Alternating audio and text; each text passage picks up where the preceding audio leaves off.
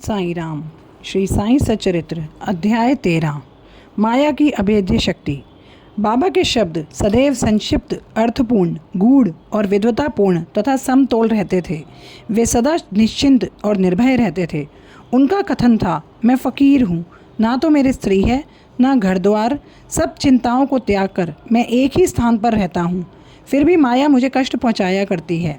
मैं स्वयं को तो भूल चुका हूँ, परंतु माया मुझे नहीं भूलती, क्योंकि वह मुझे अपने चक्र में फंसा लेती है। श्री हरि की माया ब्रह्मादि को भी नहीं छोड़ती, फिर मुझ सरीखे वकीर का तो कहना ही क्या। परंतु जो हरि की शरण लेंगे वे उनकी कृपा से माया जाल से मुक्त हो जाएंगे। इस प्रकार बाबा ने माया की शक्ति का परिचय दिया। भगवान श्री कृष्ण भागवत में उद्धव से कहते हैं कि संत मेरे जीवित स्वरूप हैं, और बाबा का भी कहना यही था कि वे भाग्यशाली जिनके समस्त पाप नष्ट होने हों, वे ही मेरी उपासना की ओर अग्रसर होते हैं। यदि तुम केवल साईं साईं का ही स्मरण करोगे तो मैं तुम्हें भवसागर से पार उतार दूंगा। इन शब्दों पर विश्वास करो, तुम्हें अवश्य लाभ होगा। मेरी पूजा के निमित्त कोई सामग्री या अष्टांग योग की भी आवश्यकता नहीं है। मैं तो भक्ति में ही निवास करता हूँ। किस प्रकार अनाश्रितों के आश्रयदाता साईं ने भक्तों के कल्याणार्थ क्या क्या किया, ये आगे सुनेंगे। भीमाजी पाटिल सत्य साईं व्रत। नारायण गांव के एक महानुभाव भीमाजी पाटिल को 1909 में वक्षस्थल में एक भयंकर रोग हुआ, जो आगे चलकर क्षय रोग बन गया। उन्होंने कई चिकित्सा ली, परंतु कुछ लाभ ना हुआ। अंत में हताश होकर भगवान से प्रार्थना की, हे नारायण, हे प्रभु, मुझ अनाथ की सहायता कीजिए। ये तो विदित है कि जब हम सुखी रहते हैं तो भगवत स्मरण नहीं करते, परंतु जैसे ही दुख घेरता है और दुर्दिन आते हैं तभी हमें भगवान की याद आती है। इसीलिए भीमा जी ने भी ईश्वर को पुकारा। उन्हें विचार आया, क्यों ना साईं बाबा के परम भक्त श्री नाना साहिब चंदोरकर से इस विषय में परामर्श लिया जाए। इसी के लिए अपनी स्थिति पूर्ण विवरण सहित उनके पास लिखकर भेजी और उचित मार्गदर्शन के लिए प्रार्थना की। प्रत्युत्तर में नाना साहिब ने लिख दिया कि अब तो केवल एक ही उपाय है, वह है साईं बाबा के चरण कमलों की शरणागति। नाना साहिब के वचनों पर विश्वास कर उन्होंने शिरडी प्रस्थान की तैयारी की। उन्हें शिरडी में लाया गया और मस्जिद में ले जाकर लिटाया गया। श्री नाना साहिब और श्यामा भी उस समय वहीं उपस्थित थे। बाबा बोले कि यह पूर्व जन्म के बुरे कर्मों का फल है, इस कारण मैं इस झंझट में नहीं पड़ना चाहता। यह सुनकर रोगी अत्यंत निराश होकर करुणापूर्ण स्वर में बोला कि मैं बिल्कुल निसहाय हूँ और अंतिम आशा लेकर आपके चरणों में आया हूँ। आपसे दया की भीख मांगता हूँ। हे दीनों के शरण, मुझ पर दया करो। इस प्रार्थना से बाबा द्रवित हो गए और बोले, अच्छा ठहरो, चिंता ना करो, तुम्हारे दुखों का अंत शीघ्र होगा। कोई कितना भी दुखित और पीड़ित क्यों ना हो, जैसे ही वह मस्जिद की सीढ़ी को पैर रखता है वह सुखी हो जाता है। मस्जिद का फ़कीर दयालु है और वह तुम्हारा रोग भी निर्मूल कर देगा। वह तो सब पर प्रेम और दया रखकर रक्षा करता है। रोगी को हर 5वें मिनट पर खून की उल्टियाँ हुआ करती थी, परंतु बाबा के समक्ष उसे कोई उल्टी नहीं हुई। जिस समय से बाबा ने अपने श्रीमुख से आशा और दयापूर्ण शब्दों में उद्गार प्रकट किए, उसी समय से रोग ने भी पलटा खाया। बाबा ने रोगी को भीमाबाई के घर में ठहरने को कहा। यह स्थान इस प्रकार के रोगी को सुविधाजनक और स्वास्थ्यप्रद तो न था, परंतु बाबा की आज्ञा कौन टाल सकता था। वहाँ पर रहते हुए बाबा ने 2 स्वप्न देकर उनका रोग हरण कर लिया। पहले स्वप्न में रोगी ने देखा कि एक विद्यार्थी है और शिक्षक के सामने कविता मुखाग्र न कर सकने के कारण दंड स्वरूप बैंतों की मार से असहनीय कष्ट भोग रहा है। और दूसरे स्वरूप में उसने देखा कि कोई हृदय पर नीचे से ऊपर और ऊपर से नीचे की ओर पत्थर घुमा रहा है, जिससे उसे असहाय पीड़ा हो रही है। स्वप्न में इस प्रकार कष्ट पाकर वह स्वस्थ हो गए और घर लौट आया। फिर वह कभी कभी शिरडी आता और साईं बाबा की दया का स्मरण कर साष्टांग प्रणाम करता था। बाबा अपने भक्तों से किसी वस्तु की आशा न रखते थे। वे तो केवल स्मरण, दृढ़ निष्ठा और भक्ति के भूखे थे। महाराष्ट्र के लोग प्रतिपक्ष या प्रति मास सदैव सत्यनारायण का व्रत किया करते हैं, परंतु अपने गांव पहुंचने पर भीमाजी पाटिल ने सत्यनारायण व्रत के स्थान पर एक नया ही सत्य साईं व्रत आरंभ किया। बाला गणपत दर्जी। एक दूसरे भक्त जिनका नाम बाला गणपत दर्जी था, एक समय जीर्ण ज्वर से पीड़ित हुए। उन्होंने सब प्रकार की दवाइयाँ और काढ़े लिए, परंतु उन्हें कोई लाभ न मिला। जब ज्वर तिल मात्र भी न घटा तो वे शिरडी दौड़े और बाबा के चरण कमलों की शरण ली। बाबा ने विचित्र आदेश दिया, लक्ष्मी मंदिर के पास जाकर एक काले कुत्ते को थोड़ा सा दही और चावल खिलाओ। वे समझ न सके। घर पहुंचकर चावल और दही लेकर वे लक्ष्मी मंदिर पहुंचे, जहां उन्हें काला कुत्ता पूंछ हिलाता हुआ दिखा। उन्होंने वे चावल और दही उस कुत्ते के सामने रख दिया, जिसे वह तुरंत खा गया। इस चरित्र की विशेषता का वर्णन कैसे करूं कि उपयुक्त उपाय करने मात्र से ही बाला दर्जी का ज्वर हमेशा के लिए जाता रहा। बापू साहिब बूटी। श्रीमंत बापू साहिब बूटी एक बार आम्ल पित्त के रोग से पीड़ित हुए। उनकी अलमारी में अनेक औषधियाँ थीं, परंतु कोई भी गुणकारी न हुई। बापू साहिब अम्ल पित्त के कारण अति दुर्बल हो गए और उनकी स्थिति इतनी गंभीर हो गई कि अब वे मस्जिद में जाकर बाबा के दर्शन भी नहीं कर पाते थे। बाबा ने उन्हें बुलाकर अपने सम्मुख बिठाया और बोले, सावधान, अब तुम्हें दस्त ना लगेंगे। अपनी उंगली उठाकर फिर कहने लगे, उल्टियाँ भी अवश्य रुक जाएंगी।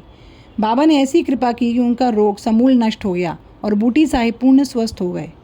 एक अन्य अवसर पर वे हैजे से पीड़ित हुए। फलस्वरूप उनकी प्यास अधिक तीव्र हो गई। डॉक्टर पिल्ले ने हर तरह के उपचार किए, परंतु स्थिति न सुधरी। अंत में वे बाबा के पास पहुँचे और उनसे तृष्णा रोग निवारण की औषधि के लिए प्रार्थना की। उनकी प्रार्थना सुनकर बाबा ने उन्हें मीठे दूध में उबाला हुआ बादाम, अखरोट और पिस्ता का काढ़ा पियो, ये औषधि बतला दी। दूसरा डॉक्टर या हकीम बाबा की बतलाई हुई इस औषधि को प्राण घातक ही समझता, परंतु बाबा की आज्ञा का पालन करने से यह रोग नाशक सिद्ध हुआ और आश्चर्य की बात है कि उनका रोग समूल नष्ट हो गया। आलंदी के स्वामी। आलंदी के एक स्वामी बाबा के दर्शनार्थ शिरडी पधारे। उनके कान में असह्य पीड़ा थी, जिसके कारण उन्हें एक पल भी विश्राम करना दुष्कर था। उनकी शल्य चिकित्सा भी हो चुकी थी, फिर भी स्थिति में कोई परिवर्तन न हुआ। दर्द भी अधिक था। वे किंग कर्तव्य विमूढ़ होकर वापस लौटने के लिए बाबा से अनुमति मांगने लगे। यह देखकर श्यामा ने बाबा से प्रार्थना की कि स्वामी के कान में अधिक पीड़ा है, आप इन पर कृपा करो। बाबा आश्वासन देकर बोले, अल्लाह अच्छा करेगा। स्वामी जी पूना वापस लौट गए और एक सप्ताह के बाद उन्होंने शिरडी पत्र भेजा कि पीड़ा शांत हो गई है, परंतु सूजन अभी पूर्ववत ही है।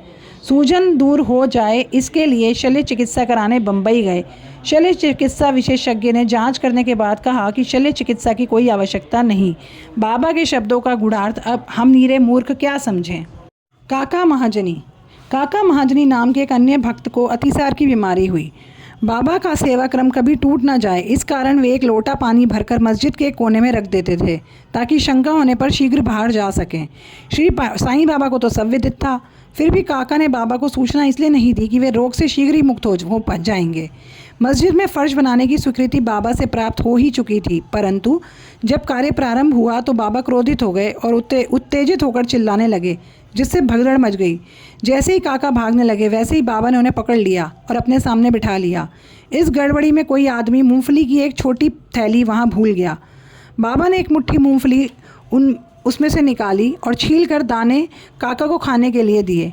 क्रोधित होना, मूंगफली छिलना, उन्हें काका को खिलाना, यह सब कार्य एक साथ चलने लगे। स्वयं बाबा ने भी उसमें से कुछ मूंगफलियाँ खाई। जब थैली खाली हो गई तो बाबा ने कहा कि मुझे प्यास लगी है, जाकर जल लेकर आओ। काका एक घड़ा पानी भर लाए और दोनों ने उनमें से पानी पिया। फिर बाबा बोले, अब तुम्हारा अतिसार रोग दूर हो गया है, तुम अपने फर्श के कार्य की देखभाल कर सकते हो। थोड़े ही समय में भागे हुए लोग लौट आए। कार्य पुनः प्रारंभ हो गया। काका का रोग अब प्राय दूर हो चुका था, इस कारण वे कार्य में संलग्न हो गए। क्या मूंगफली अतिसार रोग की औषधि है?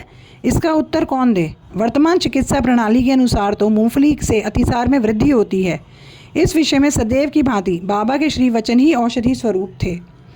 हरदा के दत्तोपंत। हरदा के एक सज्जन जिनका नाम श्री दत्तोपंत था, 14 वर्ष से उदर रोग से पीड़ित थे। किसी भी औषधि से उन्हें लाभ न हुआ। अचानक कहीं से बाबा की कीर्ति उनके कानों में पड़ी और उनकी दृष्टि मात्र से ही रोगी स्वस्थ हो जाते हैं। अतः वे भी भागकर शिरडी आए और बाबा के चरणों की शरण ली। बाबा ने प्रेम दृष्टि से उनको देखकर आशीर्वाद देकर अपना वरद हस्त उनके मस्तक पर रख दिया। आशीष और उदी प्राप्त कर वे स्वस्थ हो गए और भविष्य में उन्हें फिर कोई पीड़ा न हुई। इसी तरह के निम्नलिखित 3 चमत्कार इस अध्याय के अंत में बताए गए हैं। माधवराव देशपांडे बवासीर रोग से पीड़ित थे। बाबा की आज्ञा अनुसार सोनामुखी का काढ़ा सेवन करने से वे निरोग हो गए। 2 वर्ष पश्चात उन्हें पुनः वही पीड़ा उत्पन्न हुई। बाबा से बिना परामर्श लिए वे उसी काढ़े को पीने लगे। परिणाम ये हुआ कि रोग अधिक बढ़ गया, परंतु बाबा ने बाद में कृपा से शीघ्र ही उन्हें ठीक कर दिया। काका महाजनी ने बड़े भाई गंगाधर पंत को कुछ वर्षों में से सदैव उदर में पीड़ा बनी रहती थी। बाबा की कीर्ति सुनकर वे भी शिरडी आए और आरोग्य प्राप्ति के लिए प्रार्थना करने लगे। बाबा ने उनके उदर को स्पर्श कर कहा, अल्लाह अच्छा करेगा। इसके पश्चात तुरंत ही उनकी उदर पीड़ा मिट गई और वह पूर्णतः स्वस्थ हो गए। श्री नाना साहिब चांदोरकर को भी एक बार उदर में पीड़ा हुई। वे दिन रात मछली के समान तड़पते। डॉक्टरों ने अनेक उपचार किए परंतु कोई परिणाम न निकला। अंत में वे बाबा की शरण में आए। बाबा ने उन्हें घी के साथ बर्फ़ी खाने की आज्ञा दी। इस औषधि के सेवन से वे पूर्ण स्वस्थ हो गए।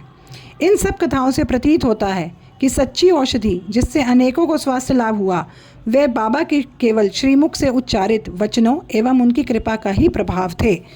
अध्याय 13 समाप्त। श्री सद्गुरु साईनाथार्पणमस्तु। शुभम भवतु। ओम साई राम।